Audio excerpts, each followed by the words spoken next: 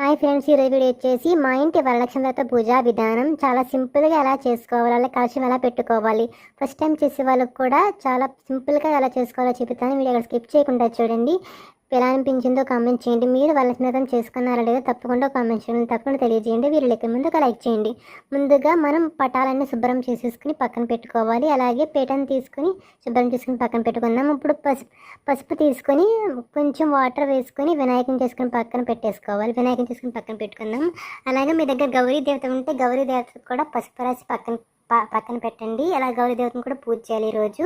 ఈ విధంగా పసుపు కుంకాలతో పీటలకు అందంగా అలంకరించుకొని మీకు వచ్చే ముగ్గులతో ముగ్గు వేసుకోండి. ఇప్పుడు ఫోటోలు తీసుకొని ఫోటోలకు కూడా దేవుడి పటాలన్నిటికి మనం బొట్లు పెట్టుకుందాం.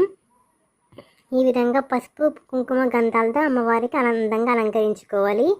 నేను చూసారు కదా, కింద కూడా పసుపు నీరుతో అల్లేసి ముగ్గు వేసుకున్నాను. ఇప్పుడు దానిపైన పీట పైన ఒక రెడ్ క్లాత్ పరిచి ఫొటోస్ పెడుతున్నాను. లక్ష్మీదేవి ఫోటోకి మాత్రం కొంచెం బియ్యం వేసి అందులో పసుపు కుంకుమ ఇవన్నీ ఒక చిల్లర పైసా కూడా పెట్టేసి అమ్మవారిని పెట్టేసినాను.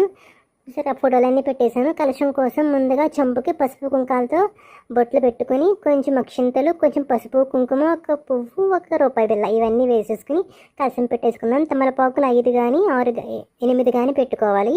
ఈ విధంగా నేను గౌరీ దేవతను కూడా పెట్టేశాను. అమ్మవారికి పూలతో అందంగా అలంకరించాను. కలశానికి కూడా మళ్ళీ అలాగే కొబ్బరికాయకు కూడా మనం పసుపు కుంకాలతో బొట్లు పెట్టుకోవాలి. నెక్స్ట్ వీడియోలో అమ్మవారి పీఠం ఎలా కదపాలి, అమ్మవారి పీఠాన్ని ఫోటోలు పువ్వులు అవి ఏం చేయాలనేది చెప్తాను. మా ఇంటికి వచ్చిన తాంబూలాలు ఏం చేయాలనేది చెప్తాను. మీరు స్కిప్ చేయకుండా ఛానల్ సబ్స్క్రైబ్ చేయండి. ఇప్పుడే ఆ వీడియో మిస్ అవ్వకుండా ఉంటారు. ఈ విధంగా అమ్మవారికి ప్రసాదం కూడా పెట్టేసుకోవాలి. నేను చేసింది పులిహోర, శనగలు, పచ్చనిమిడి, వడపప్పు, అలాగే శిరన్నం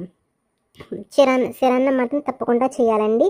శనగలు అనేది నైట్ పసుపు వేసి కొంచెం నీళ్ళు వేసి నానబెట్టేసుకుంటే సరిపోతుంది. అంతే, ఉడకపెట్టకూడదు అనమాట. శనగలను పచ్చి శనగలే పెట్టాలి. ఈ విధంగా అమ్మవారికి అగరబత్తులతో పసుపు కుంకాలతో పూజలు చేసుకుని దీపారాధన చేసేసుకుందాం. అమ్మవారికి దీపారాధన కూడా చేసేసుకుని అమ్మవారికి సాంబ్రాణి ధూపంతో హారతి ఇచ్చేద్దాం. సాంబ్రాణి ధూపం వేయటం వల్ల శుక్రవారం కదా చాలా మంచిది అనమాట. అమ్మవారి పీఠం అనేది మనం శుక్రవారం చేసుకుంటున్నాము కాబట్టి మనం ఆదివారం కదిపేయాలన్నమాట. వీడియో పెడతాను. వీడియోస్ ఫస్ట్ టైం సబ్స్క్రైబ్ పక్కన ఆదివారం పీఠం కదపాలి వీడియో పెడతాను.